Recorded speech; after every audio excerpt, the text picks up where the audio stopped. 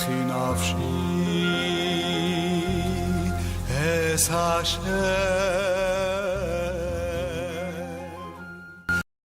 Today in page 61, Tractate Shabbat, we're going to study exceptionally special subject, which is the issue of kmeot. I meant we're going to study other things, but that will be the key point in this page 61 Tractate Shabbat. An example, I just came back from Israel, and that's one of the gifts I gave to someone. What is it? It's the 12 stones of the breastplate, right? The high priest wore. Here is the question. If I give it to that fellow and he can hang it up on the wall of his house or business, that's fine. But how about if this person take it as an amulet, which means in Hebrew it's called kamea, and he puts it for protection in his pocket? Is that a problem or not? What's the problem? Is the only way you can have an amulet, it have to be something that have done a miracle, like heal somebody or something that's like that. Part of our discussion. What exactly is considering kamea, is amulet? What is really amulet and what is the purpose? But furthermore, since we are here in the Tractate Shabbat, the discussion is, if you take this kamea and you consider it as something that's protected, what first of all is kamea? Is that contain names of God? Is that contain letters or lines or psukim of the Torah?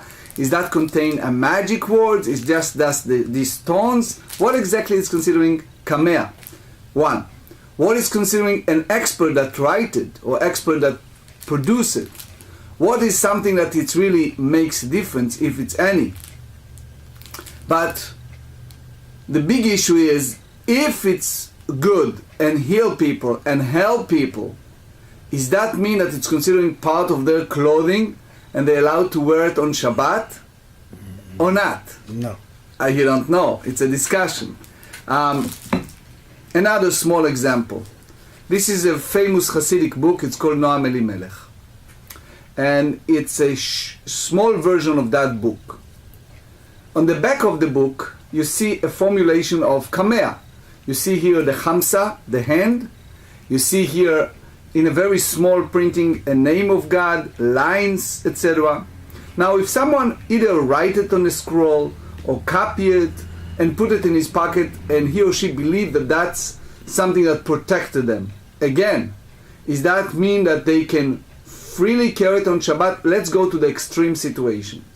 If someone is terminally ill and that person believes that that amulet will save him, what do I mean by that? I give you an example. This book is written many years ago, at the time that he lives, and about 200 and some years ago. And this great rabbi was a Hasidic rabbi, student of the founder of the Hasidic movement, and he wrote this book which have a lot of mystical aspect within his writings. Some is understood, some it's hard to understand. Many people, not only the Hasidim, but many people believe that you take it and you put it, for example, under the pillow of the woman that deliver a baby, and it's ensure an easy delivery. Again, it's part of faith. It's what people believe. Many people hold that that's really true and it happens. Can I approve or disapprove? Who am I to say? But it's something that people take it. Now imagine if you have someone who's terminally ill and he believes that that book or that amulet or something like that, or whatever it is, they carry this amulet and believe that that's really healed them or protecting them from all kind of things. And it turned in such a level that that person can even sleep with that. He wrap it twice to make sure that there's no name of God. He goes any place. Does that mean that he can go to a bathroom with that? Does that mean that he or she can carry it on Shabbat, since they feel like a great need to carry it and very insecure without it? It is a question. It's not simple. By the way, I don't know if you know, but this great rabbi name is Elimelech Weisblum, the same as my last name. And I'm very fortunate to be son after son after him. I am the 8th generation, son after son. My grandfather was the first son. My father is the first son, and I'm first from the boys in my family. So I'm basically 8 generations, son after him. So again, who am I to speak about his greatness or the ability of the book? But for sure, it carries something that people believe.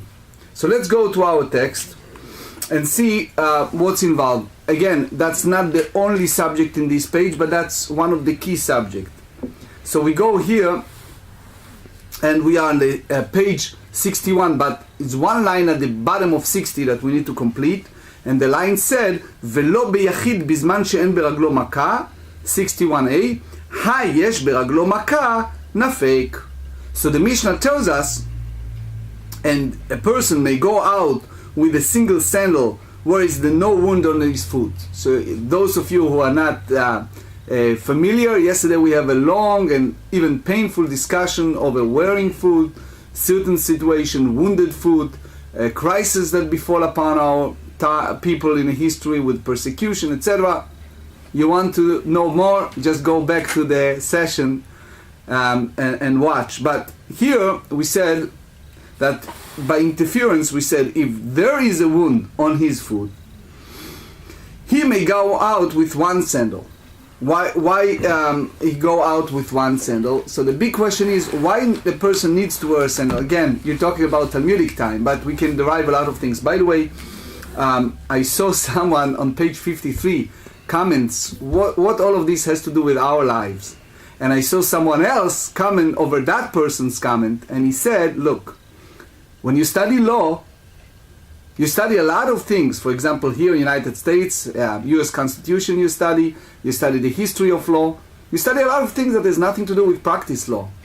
Yet, when you go to court or you present a client, you have to bring all the backgrounds before you presented it. So, since we discuss a law of Shabbat, we have to, beside of the historical context, we have to have the background, the analytic background, in order not only to improve our brain and thinking, but also to enhance our scope of understanding how Jewish law goes and what's exactly involved with this. So we try to see all the times the applications, but beside of the mitzvah itself to study Torah, it's the whole concept of comprehension of how this Jewish law is established. So don't get discouraged by having some subject that you don't see exact application to your daily life. It is a lot of application, not always you see it right away. Again, so here we speak about individual that need to go with a sandal when is no wound on his foot. So it means if there is wound, he can go. So they ask a question, Behemi now nafik. We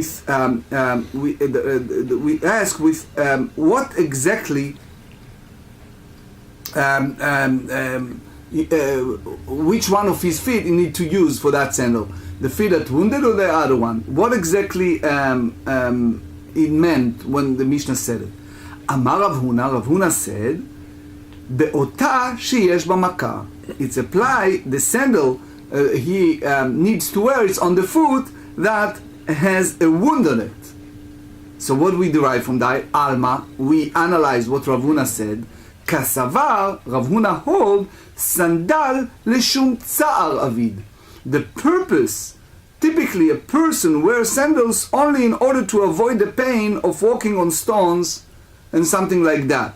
Which means it's a protection of the foot, because a person can walk on the stones, or walk on the mud, or walk on the all kind of things that you have on. That's what Rashi said in the and therefore you can go on Shabbat with one sandal, meaning that they have a wound. Again, remember the historical context. It's Babylon. It's very hot. People don't wear sandals, etc.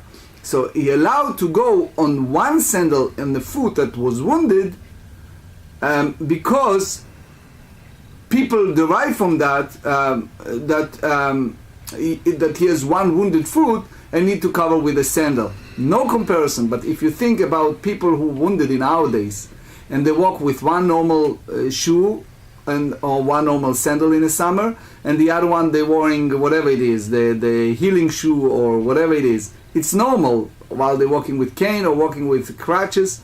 So that's not something that, but if you recall earlier, on page 60, Rashi told us that there are two explanations why the sages forbade to go with a single sandals on Shabbat.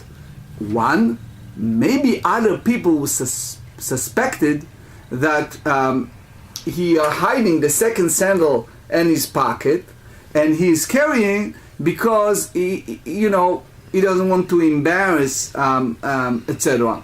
Point one. Point two, he may afraid that people make fun of him, that he's working only with one sandal, and therefore what he do next, he just take off the sandal, even it's over the wounded foot, and carry that one sandal in a public domain. So remember, all discussion over 4 cubic in a public domain, that's the concern that person basically carry for all kind of reason. So they said here, that's one opinion. Remember, that's Rav Huna opinion. So he said that it's for the purpose of tsar, when it's a wounded, and it's applied to the leg, the foot, that has something wounded. So you cover it with sandal. Second opinion, V'chia barav amar, b'ota she'en b'maka. Opposite. He said, we're allowed to carry this sandal on the foot that does not have any wounded on it. Al makasavar. So we derive from that, leshum ta'anu gavid. No, you don't wearing sandal for protection of wound. It's because you want to have the pleasure of wearing a sandal, which means the purpose of wearing these sandals, it's not protection of the foot from sorrow, but because you want to have the pleasure of walking, and have the joy of walking. However, foot that carries something that was wounded, everyone understand that he cannot wearing sandal on that foot. Makata mochachat alea. The one they see that he is a wounded foot. For example, is a swelling or whatever it is in those days. You see the wounded foot. So the sandals show the opposite, that this person is very fastidious, and this person derives pleasure from wearing these sandals, and therefore he is forbidden to wearing on Shabbat with just one sandal, because people will suspect that he carrying in his pocket the second one. That's according to the first explanation of Rashi. Or because he's afraid that other people will make fun of him, according to the second one. And you see here that there is a two different approach. It's important to note that among the rabbis, there is a huge disputation with this. I'll just give us an abbreviation. Rabbeinu Hananel, the Rif, the Rambam, Rabbi Moshe ben Maimon, in the Hilchot Shabbat, the Ramban, they all hold that the same as Chia Bar Abba, that it's applied to pleasure and it's applied to the foot that he carried for pleasure, and exactly the way we describe it. However, and that's by the way the Shulchan Aruch, the code, Shin Aleph, I wish to have the time, but in a code, in Shin Aleph, he elaborates on that. However, Baal HaMaor, Maharami Rothenburg, and other great rabbis, or Zarua, they hold like Rav Huna, that it's covering for the wound, that foot, and that's the reason that they're wearing it. The halacha, which we discuss later, it's basically according to we should be stringent in both idea, and a person should not go with one sandal. But again, we're not there yet. Now, we bring a proof to the first opinion. The first opinion, remember, it's Rav Huna. Ve'af Rabbi Yochanan savar la leha de Rav Huna. Even Rabbi Yochanan hold the same as Rav Huna. How do you know that? From the following story. The Amar le Rabbi Yochanan le Rav Shemen bar Abba. Rabbi Yochanan said to Rav Shemen bar Abba, Havli mesanai. He asked him to do what? To bring the shoes. Bring over my shoes. Okay? Yahevle de yamin. He brought him the right shoes, meaning the right foot, the right shoes that were for the right foot. Amar lei asito maka. You brought it, you make my right foot as something that carry a wound, which means if you wear this foot on his right, this shoe on his right foot, right? So what happened? The people will interpret it that he wore it because he has some type of wounded leg on the right leg. Why? Later we have a very serious discussion in halakha how should we wear our shoes. The right one first, the left one first, what order we take it off and what order we put it on. So that's the idea. So he said, we derive from that Rabbi Yochanan hold that if a person has a wounded foot, he wore a one single sandal on that foot that carry something that was wounded, and he follow Rav Huna's teaching that that's the only way a person can go out to a public domain in Shabbat wearing one foot. Question: V'dilma kechia barav svir alei. Maybe you think, maybe Rabbi Yochanan hold the other way. Which is the other way? That a person wearing a foot or wearing a shoes on a foot that what? That not on the foot that carry a wound. The other. V'hachi ke'amar. That's what Rabbi Yochanan meant. Asita shel small maka. Opposite. I ask you to bring me my shoes. You brought me the right shoe. It means you make my left foot like it's something wounded on my left leg or my left foot, right? Why?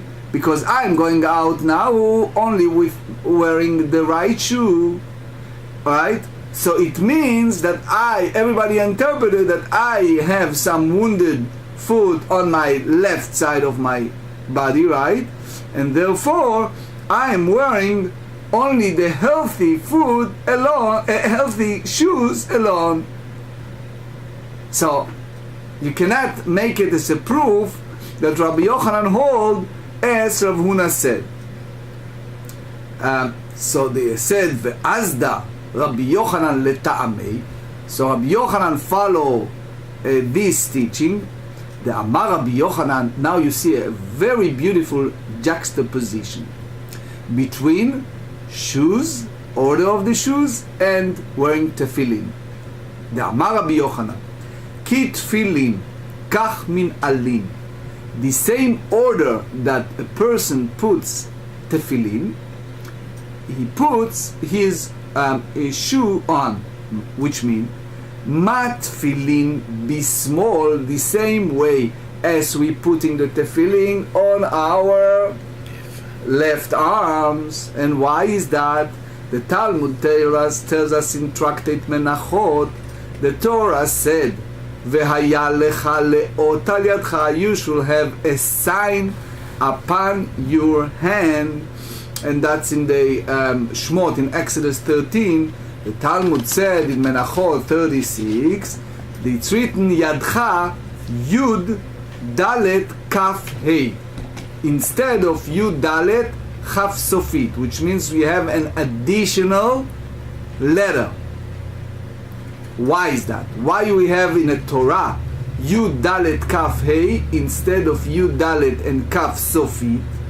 The reason for that is called Yad Keha, the weak hand, which means most of the people, not all, but most of the people writing on the right hand, and therefore the weak hands, yes, some people are lefty and some people can walk in both hands, but most of the people, they using the right hands for writing, which means the left one is the wicked one.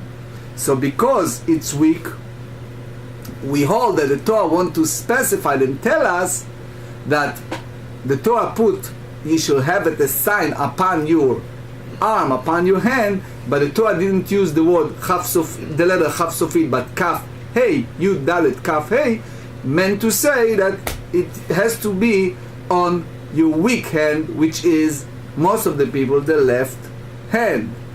Okay, so now what we said, af min alin bismol, the same way as putting tefillin on the left side, so wearing shoes left, go left. So now the rabbis said, what's the connection? How you compare wearing shoes to tefillin? Shoes is one thing, tefillin is another thing. Plus, tefillin you put only on one hand. Shoes you're putting on 2 foot, right? So Rabbi Yochanan teaches us is a certain order that we should prefer the left side first, the same way as we did the tefillin. Since the Torah put the importance of tefillin on the left side, that's the same way when you tight your shoes, a person should tie the left first. Why? So that's very deep. The Meiri said, and it's fascinating thinking. He said, you should think about God all the time. Ramban, Rabbi Moshe Menachman, in his famous Igeret, he said, the key point in a person's life, he should have God's in his mind all the time. Is God happy with what I'm doing? Is God here with me? What did God feels about my action at this very moment? Is he happy, is unhappy, etc. So a person should carry the presence of Hashem, of God, all the times. Therefore, when he's tightening his shoes, what we want him to think? We want him to think about the tefillin. Why? Because the tefillin is the shoresh of the emunah, is the root of the faith. The belief of the unity of God, the uniqueness of God, believing that God is everywhere and anywhere, etc., etc.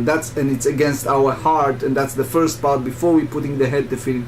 We want people to feel that way. Furthermore, the Rav Moshe Feinstein said a person should have the feeling that he loved putting tefillin, that he loved the mitzvah of having tefillin. So even when he tied his shoe, he should carry it in his mind. There is another school of thought, which is the very famous Rabbi Akiva Iger. Rabbi Akiva Iger has a book called Emek HaMelech, and in his book he tried to juxtapose the two. And he said, because our forefather Abraham said, when it was a story of Sodom and Gomorrah a couple of weeks ago, he read on the chapter 14, book of Bereshit, book of Genesis, that Abraham said, I don't want to take from Sodom nothing. And he used the word chut ve'ad tzroch na'al, from the little lice of the shoes to the shoe. I don't want anything from them, from Sodom. That's what Abraham said. So because of his privilege, his merit, his zchut, we, his descendants, merited to have the tefillin that have these stripes that we put and wrap around our left hand. Meitive. So now they ask Rabbi Yochanan from the following braita. Kshehu noel. Now we talk about wearing shoes. How should a person do that? So they said, when a person wearing the shoes, noel shel yamin ve'achar kach noel shel smol. Many places in the Torah we go by the right way first. Yamin Hashem osachayil. Some people walk in the house the right legs first. There is a lot of traditions that follow the idea that you start with the right, as he said in the English, in the slang, right way, beginning with the right way. Okay, so you start with right. There are many places that you do it, with the sacrificial offering in the time of the ancient biblical time you read, and many more. They're using right first. So now we say that when a person putting his shoes, he should put the right shoes first, but not tightening it, and then he should put the left one. Now, here is the problem. The problem is Now we see the opposite of what we said earlier. What we said earlier, that should be the opposite order, left first and then the right. Now we bring another braita, another source that said the opposite, should put the right first and then the left. Amar Rav Yosef, Rav Yosef responded and he said, Hashta de Tanya Hachi. Now when we learn that the person should put the right shoe first, the Amar Rabbi Yochanan Hachi. And Rabbi Yochanan said, looks like the opposite. The halacha is the avad hachi, the avad hachi avad. Meaning, you can't say that Rabbi Yochanan contradicted the Braita. Rabbi Yosef hold that the truth is not contradiction. A person should start whichever he chooses, right or left. But the meaning is, even Rabbi Yochanan said, even you see that the Torah plays a very important role over the right side, but if someone wished to start with the left, he can do that. Why? Because you see a proof from putting tefillin that most of the people using the weak hand, which is the left one.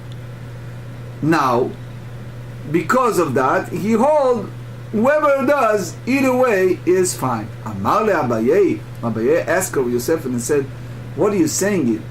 That either way, Dilma Rabbi Yochanan hamatnita lo hava shmiya le. Maybe Rabbi Yochanan never heard about the other Mishna that said the opposite way. The other Braita. Why?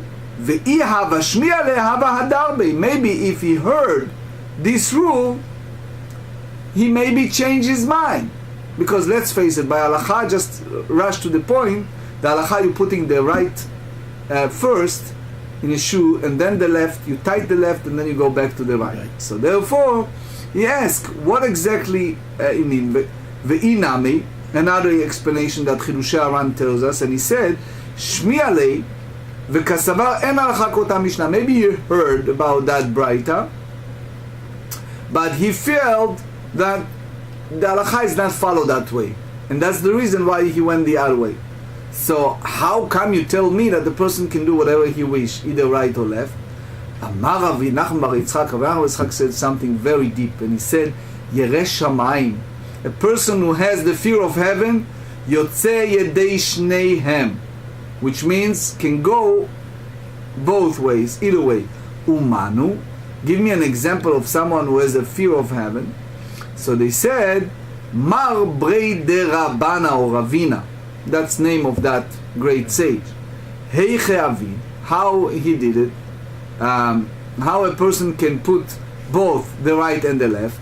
He said, Sayem di minei velo katar. Vesayem di smale vekatar vadar katar di minei. And that's, by the way, the halacha. What did he do? This great rabbi. He puts first the right shoe, and then he put the left, and then he tightened the left, and then he tightened the right one. So that's what Rashi said. The Tosfot said here, the whole idea of the left one, because it has the tightening, because it's similar to tightening the tefillin. You tighten it, so you tighten the left shoe. So in general we go by the right, but because it's tightening with the shoe, we compare it to the tefillin. So a person have that mindset all the time. So we bring another example. Chazina de Rav Kahana de lo kapid. We see a great sage by the name of Rav Kahana that he goes either way, right? So the Bet Yosef in Orach Chaim said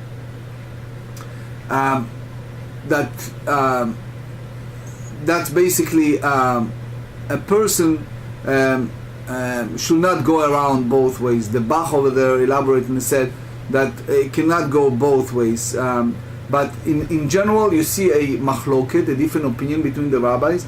I'd like to use the best one, in my view. It's the way that Rabbeinu Yana said in the Sefer Yira, and the Tur said in that Orach Chaim, that we should go by the Mar Brei de Ravina, which means you go by the right, you put the left, you tie the left, and then you go by the right one.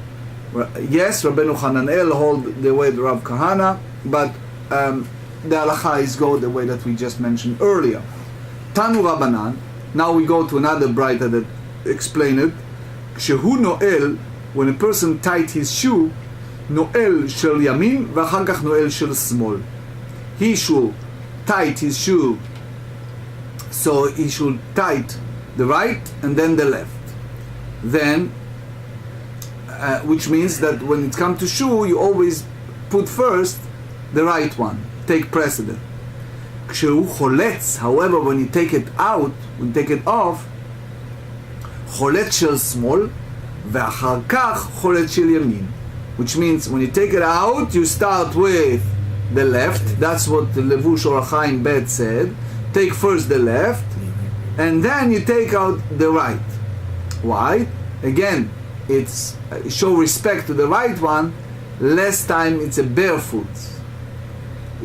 Now, those who follow the esoteric, the mystical part, there is a lot of stuff there, but we're not going there. כשהוא רוחץ, and when a person washes his hands, רוחץ של ימין ואחר כך רוחץ של שמאל. You start with the right, like you're washing hands. You start with the right, and it's act of honoring. Act the same way as wearing clothing, the same way as you start with the important one. The Shulchan Aruch Or HaChaim 4 said it in regard to the washing in the morning, right? Then the left. כשהוא סח, when a person anointed himself with oil, סח של ימין ואחר כך סח של שמאל. He starts with the right, and then he goes to the left. And again, the Rashash, who is always succinct in his explanation, tells us that it's all the mindset that the person should think about God and the presence of God in every single act. Otherwise, it sounds like weird. But the reason is that they want people to think about God and the mitzvot. You're tighting, you're wearing. It's always involved with God. והעושה לסוך כל גופו. Excuse me, and a person wants to anoint his entire body, סך ראשו תחילה, מפני שהוא מלך על כל איבריו. He should do the head. Why? Because the head is the controller, the key point above the entire body. Clear? Yeah. Okay. ולא בתפילין. We said that the person should not wear tefillin on Shabbat. Amar Rav Safra. Rav Safra said, לא תימה אליבא דמאן דאמר שבת לאו זמן תפיליני. There is a controversy between the rabbis in regards to Shabbat. Should the person wear it only during the secular week or also on Shabbat? The machloket is in the Tractate Eruvin, page 95-96. But the basic idea here is Shabbat is considering a sign, a ot, a separate sign. So there is an opinion that holds that it's also in Shabbat, and therefore you can carry it in a public domain. Why? Because the rabbis hold that it's part of the clothing if you wear it on Shabbat. But others say that no. אלא אפילו למאן דאמר שבת זמן תפילין הוא, even to those who hold the opinion that Shabbat also a person should put on the tefillin. The Mishnah said לא יצא, a person should not go to a public domain wearing tefillin on Shabbat. The reason for that prohibition, the sages of fear, Dilma, maybe a person will take it off while he was walking. For example, Rashi said if he needs to go to bathroom and he's walking in a public domain and now he needs to take it off, but he cannot carry. Tosfot and Rashba said that maybe something happened to the tefillin and whatever the reason, he stepped on it or whatever happened and he needs to take it off and he need to carry it on Shabbat. So anyway, so they said here, Dilma atel aituye b'rshut harabim. You remember this, what we discussed so many times, the issue of carrying in a public domain. So again, either because he needs to go to bathroom or because something happened, he stepped on it, or whatever it is, he take it off and he carry it in a public domain, and that's problem. For example, the bathroom in the time of the Talmud, if you remember, we discussed it earlier in the Tractate Brachot, most of the bathroom were in a field, not in the building like in our times or homes. It was out in the field. So even the one who said that you should carry the tefillin on Shabbat, the problem is that even it's considering part of the body, the sages not forbids to carry them in that sense. So that's one way to look. Another option, v'ika dematla asefa, there are those who go the other way, ve'im yatsa, eino chayav chatat. Why? Because the whole idea of those who forbids is rabbinic, and because it's rabbinic, if a person, wear tefillin and carry it on Shabbat, he doesn't need to bring a sin offering. Amar Rav Safra said, Lo teima. You should not say that the Mishnah free a person from bringing a sin offering. Aliba deman de amar Shabbat zman tefillinu. Don't think that that's applied only to those who hold the opinion that Shabbat is also a time to put tefillin, and then that's the reason that it's not considering carrying a burden. Ela afilu leman damar Shabbat lav zman tefillinu, even to the opinion of those who said Shabbat is a separate sign, and therefore it's not the time of wearing the tefillin. Eino chayav chatat. A person does not need to bring a sin offering. Mai ta'ama. What's the reason? Derech malbush avida. Because during the weekday people put the tefillin and they walking, and it's especially in those days it was like part of their clothing and part of their ornament and beauty. So therefore on Shabbat also it's considering part of the clothing and not carrying a burden. The Ritva hold that that's the mindset. Velo bekamea shelo min hamomche. Do you remember earlier we talked about amulet? Now we go to that business. Amar of Papa.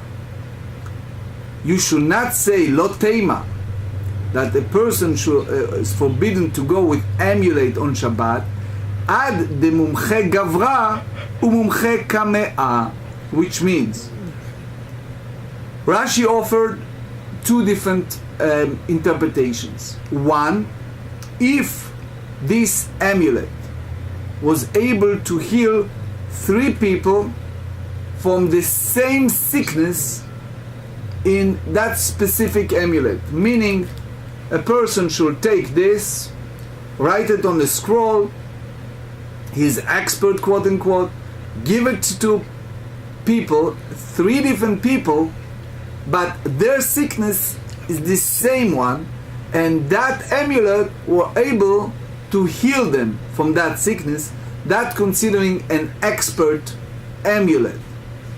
Why? Because it shows that that person granted the ability to be successful with amulets. Okay? Why? Because you see that there are 3 people that were healed by that amulet. Furthermore, this specific amulet proves that it's healing people. Second,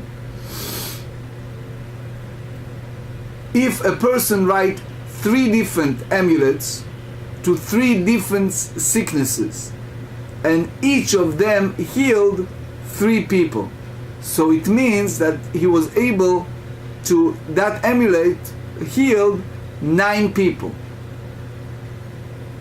on 9 sicknesses to be exact, okay?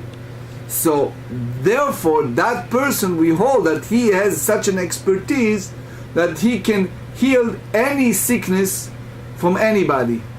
All right? Again, we're not talking on charlatans. We're talking about people that most probably in Talmudic time, and they have fear of God, and they know what they're doing, and they know how to do it, etc., etc. So they said, Ela kevan de mumche gavra, because you tell me. Again, it's a 2 entity. Either the person who produced it that he is expert? Af al gav de lo mumche kamea, even the amulet not prove success, which means he healed 3 people with 3 different amulets, and now he wrote another one that never healed anybody ever. And the question is, a person come up to it and he said, can I wear it on Shabbat? So he said, since he was able to heal with other amulets 3 people, we have the assumption that the new one will be able to heal the person who come and ask us. Tosafot and others hold that if that particular amulet was able to heal people, which means that's the common belief, okay, the common way of creed of people, therefore it's okay to carry it on Shabbat. Again, the whole point is you're talking about the expertise of the writer or the success of the amulet itself. Dai kanami, we can go further and understand it deeply. The katani, that we learn from the Mishnah. Velo bekamea bezman she'eno min hamumche. A person should not carry an amulet when it's not from an expert. Velo katane bezman she'eno mumche. Which means, again, the question is what the expertise is. The expertise of the person or the amulet. Shma mina, we learn from that any amulet that's written by an expert, you can go ahead and carry it on Shabbat. Now we go even the next stage. Tanu Rabbanan. Now we have a discussion over amulet at the first place, not only on Shabbat. Ezehu kamiya mumche. What is considering an expert in amulet? That the Mishnah tells us that the person can go out the public domain on Shabbat. Kol sheripe veshana v'shalash, which means one person was healed 3 times by this particular amulet. Okay? One person 3 times. Echad kamiya shel ktav ve'echad kamiya shel ikarim. Regardless if it's a scroll with the name of God and letters or lines written by an expert, or some type of herbs that heal. Story. You guys like stories. It's a story about Maimonides, 800 years ago. He was a giant Torah scholar, but he needs to make a living. So the story goes that, he went to one of the people in the community who was a really physician 800 years ago, okay? And he said to him, can I be your assistant? So the MD, the physician, said, fine. The Rambam, who beyond word blessed with ingenuity, he read all the books that doctors have, and he was there doing surgeries, doing practicing, and he learned. One upon a time, his patients came, and it was a very small, like worm, small, tiny worm in his brain, and it's like carrying a contaminated disease, because basically that can spread and kill the person, especially if it's his brain. So the doctor said, we need to open his head and put a special tiny miniature scissor and pull out this animal, small, tiny, I don't know if it's the right word, animal. The right word is like a miniature... Parasite. What? A parasite. Parasite, small one, and pull it out. Rambam said, excuse me, doctor, he said, but while you're putting this this scissor, whatever, small tiny scissor inside the head of a person, you can do a lot of damage doing that. Plus, that small wound, or whatever it is, the small parasite can run away and do more damage elsewhere. Run away from you catching him. So the Rambam said, hold on. And he said, can I propose with different approach? So the doctor said, fine. The Rambam went out and he brought an herb. The Rambam is well known. He wrote many books about the healing of herbs. He bought a special herb, and that open part of the head of that patient during surgery, he puts that herb. And guess what happened? That small tiny miniature parasite smelled it, came out of the tunnel from the head to eat the herb. And it was caught on the herb. They pull it out without surgery. They just wrap it up and the person was healed. So that's what it means. That's for sure the genius of the Maimonides. But you see here what they use the word kamea shel ikarim, amulet that made by herbs that heal a person. אחד חולה שיש בו סכנה, ואחד חולה שאין בו סכנה. We have two categories. Remember the other day we discussed the book by my teacher, Rabbi Auerbach, שמירת שבת כהלכתה. And in that book there are two separate chapters. One dealing, Rabbi Neuvert wrote, one chapter is sick, ill person that is in a dangers, life in dangers. Another category is some sick person, but it's not in dangerous life. Okay? Now, the big question is, since we said that the person can carry this amulet because it's pikuach nefesh, it's saving his life, right? That's one attitude. But here the GEMARA went to a new one, and they said, no. The path of ill people is that they're wearing it. So if they're wearing it, now is a different thing. That's not a regular clothing. It's like tachshit, is like ornament that the person wear. And if it's ornament, maybe you consider that as part of the clothing. Now, the whole fear of carrying it in the public domain, the person carry that amulet, he take that amulet, put it in his pocket and carry it, and you don't fear that he pull it out 4 cubits in a public domain, right? So therefore,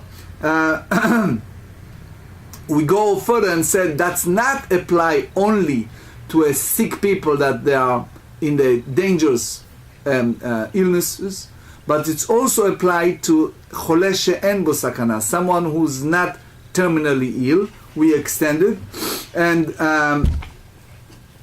again, it's the way that the rabbis observe it. Now, the Meiri said that here we have a small problem. Again, it's not part of our discussion today, but the GEMARA tells us that there is an issue of making refuot, making healing on Shabbat, preparing some type of medicine on Shabbat. So, if you hold that this amulet it heal people, how come you allow it? But again, that's a different subject. Velo shenichpa. Nichpa meaning someone who has a epilepsy, God forbid. So in those days, it's assumption that it was a special amulet for people who have that type of disease. Again, I'm just digressing for a second to make sure that we're all on the same page.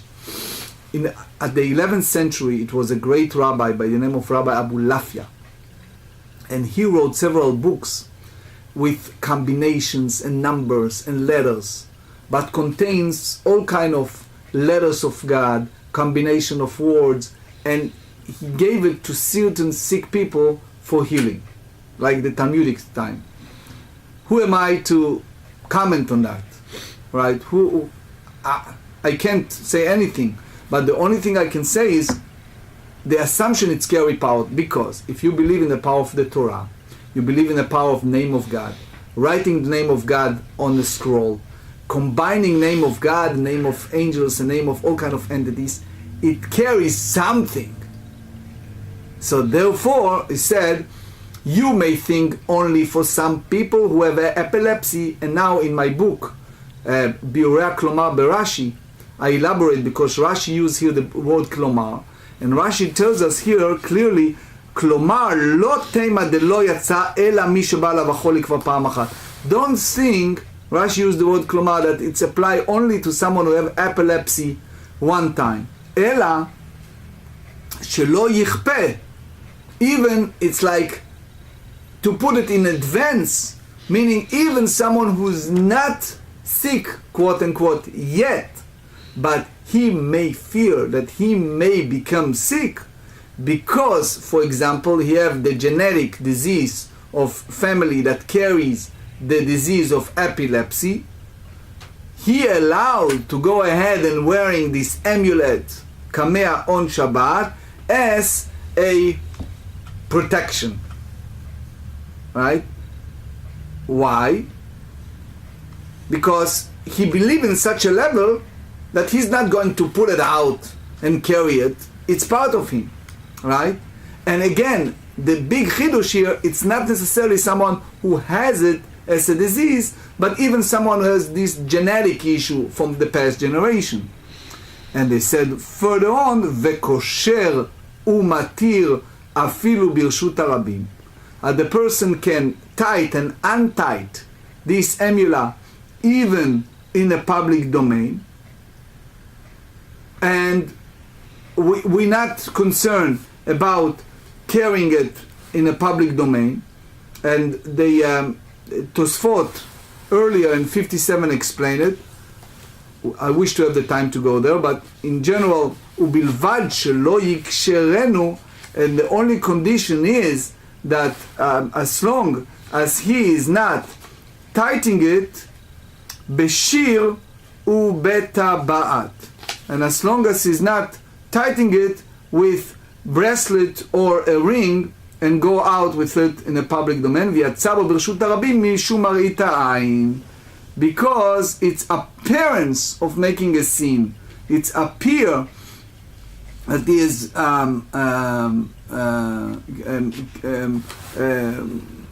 the whole idea is it has to be attached to his body and not to other ornament like bracelet or ring.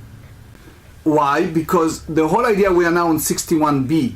Ritva, Rashi too, said that there is a concept to discuss many times, Mar'it ha'ayin, appearance, how it's appear, how people will take it. V'hatanya, so now we ask a question in different Braita. They said, Ezeu kamea mumche, what is considering a special expert of amulet, kol sheripe shlosha bnei adam ke'echad, which means effective amulet is any amulet that healed 3 people as one. What does that mean? Ke'echad is not necessarily ke'echad, Tosfot said. It means, like the Ritva said, it's like 3 different times in 3 different moments, in 3 different locations. So they said, so you see here a contradiction to what we said earlier. The earlier said that it's if healed 3 times in that particular sick person, 3 times. Here you see 3 different people. Lokashia, they said it's not a question. Ha lemachoyei gavra, ha lemachoyei kamea. This is to prove the person, the expertise of a person who has this kamea. The other one is to a person who carries it, that it's effective kamea, it's effective amulet, that as long as it's healed 3 times anywhere. Amar Rav Papa. Rav Papa said, Pshitali, it's clear to me, tlat kamea litlat gavrei, 3 amulet to 3 people, tlata zimna, and each one of them healed 3 different times. So it means altogether 9 times. Okay? Tlata kamea litlata gavrei, but 3 different amulets to 3 different people. Chad zimna, each of them in a separate time. Gavra itmachei, kamea lo itmachei. You can now say, wait, the person that wrote it, we hold him as an expert to any amulet that he is writing. Why? Because you see here 3 different amulets that healed 3 different people. But the amulet itself, by themselves, are not considering something that it's healed. Why? Because each of them healed how many times? Only 1 time. So if a person will write an amulet, identical amulet, to one of these, to one person, you're not allowed to go on Shabbat because it's not reached a point of expertise. Chad kamea litlata gavri. But if you wrote the same amulet to 3 different people, kamea itmache gavra lo itmache. Now what is the expertise? Is the amulet, not the person. Now you trust that particular one because there are different kameot, there are different amulets, but not the person because again it's one single kamea that apply to 3 different people. Now, by Rav Papa, we have here Tosfot, no time. Rav Papa asks, Tlata kamea lechad gavra, 3 different amulets to 1 person. Mai. What's the real halacha? Kamea vadai lo itmechei.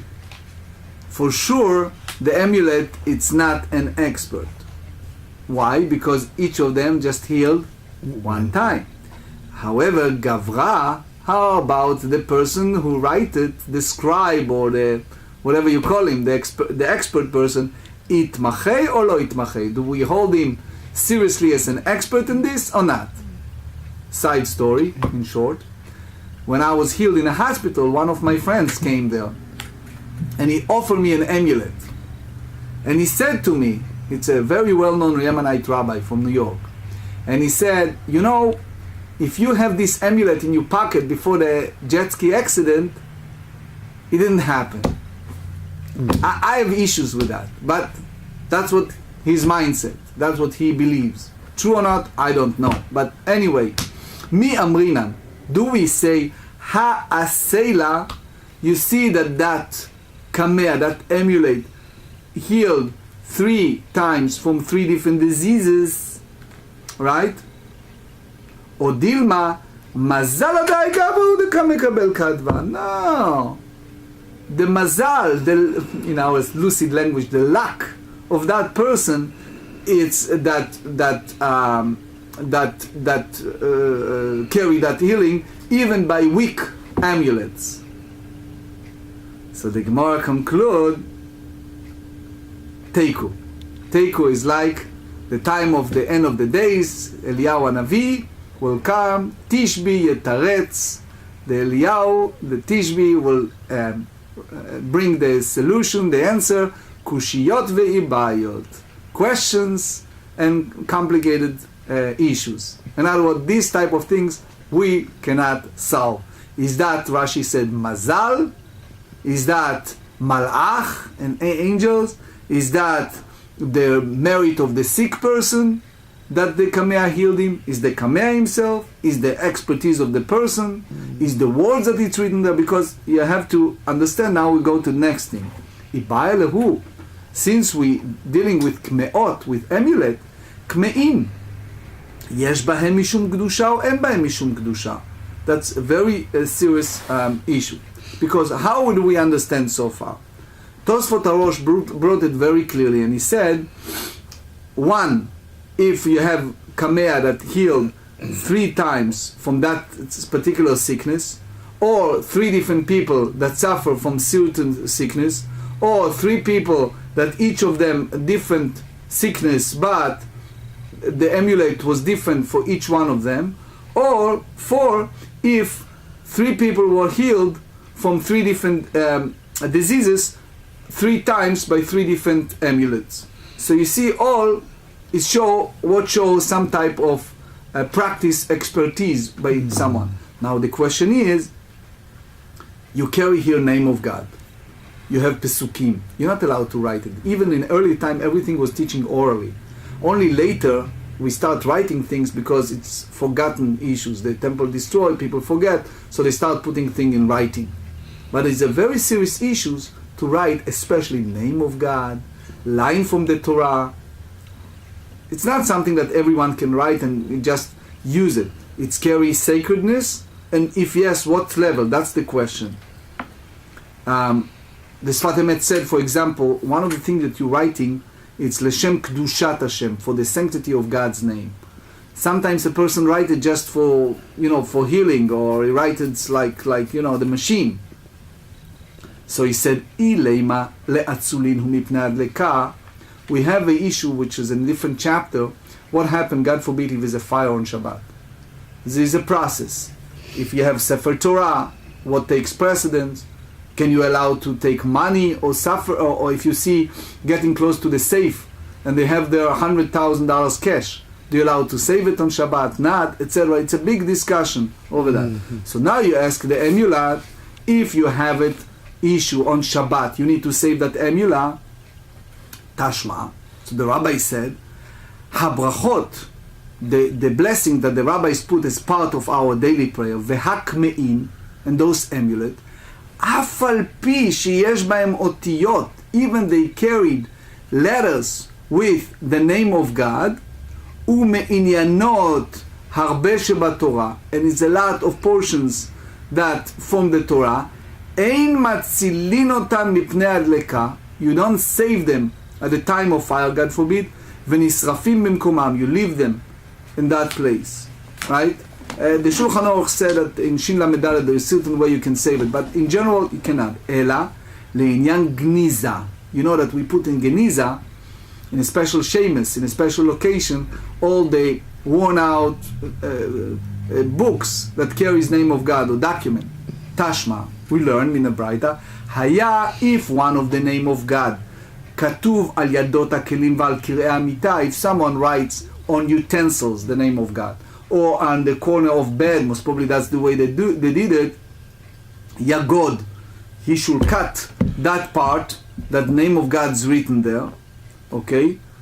God is like cutting, Veignezenu, and he put it in Gniza. In Europe, it was a huge honor for people, for dead people, to bury them with the holy sacred books. They don't do that much in this country, but here what they do is they dig a special grave, and once a year or so, whatever it is, communities just put in a very special boxes and bury it respectfully and wrap it properly and bury it respectfully, because again, it's very serious. It's carrying the name of God, but it's not in use anymore.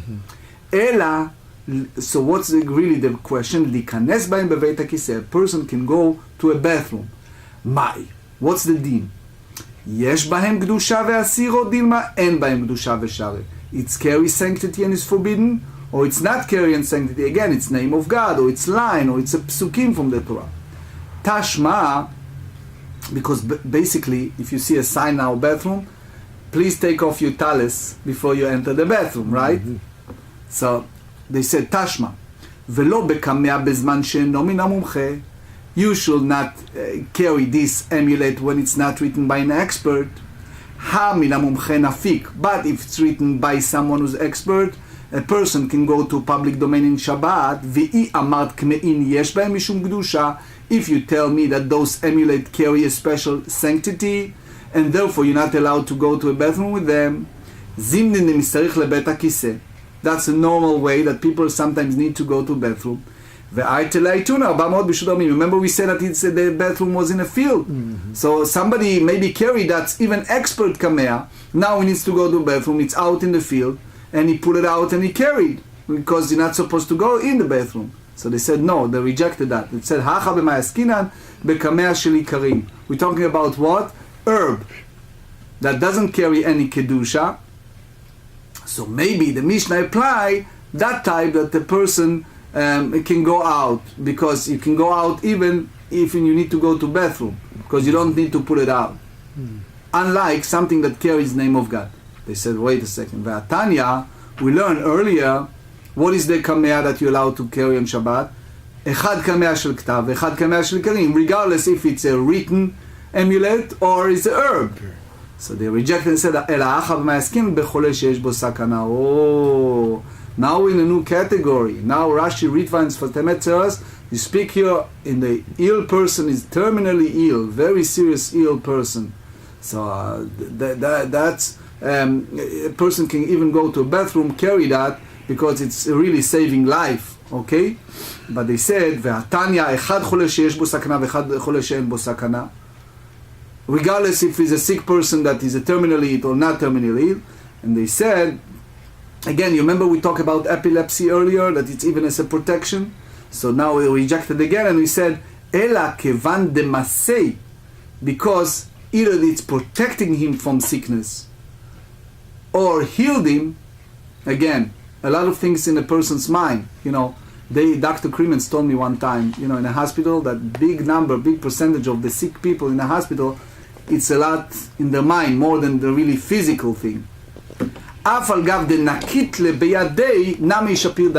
Even the person pull it out and carry it, it's considered part of his body, because he's so much attached to that.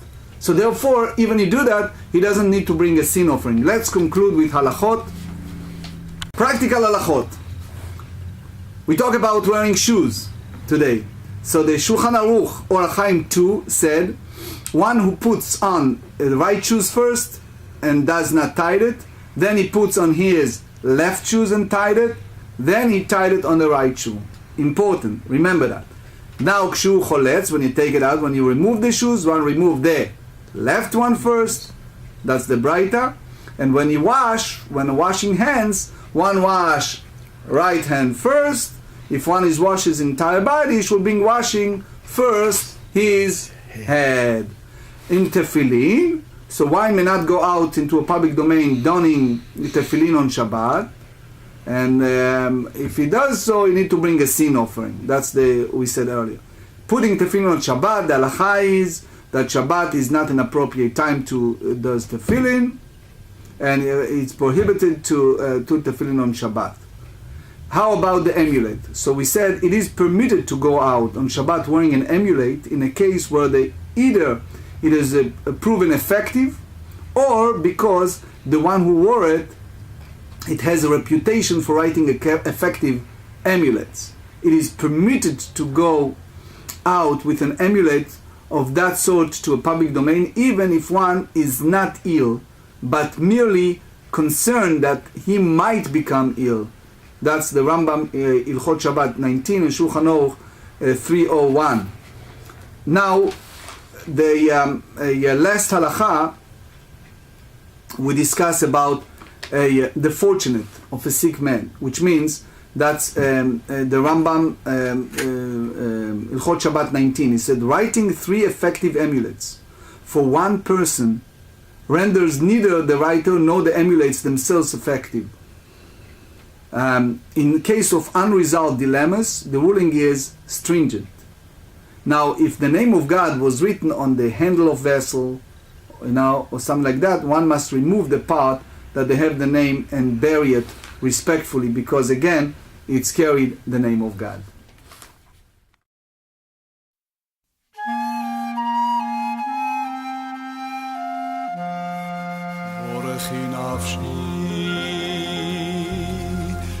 es Hashem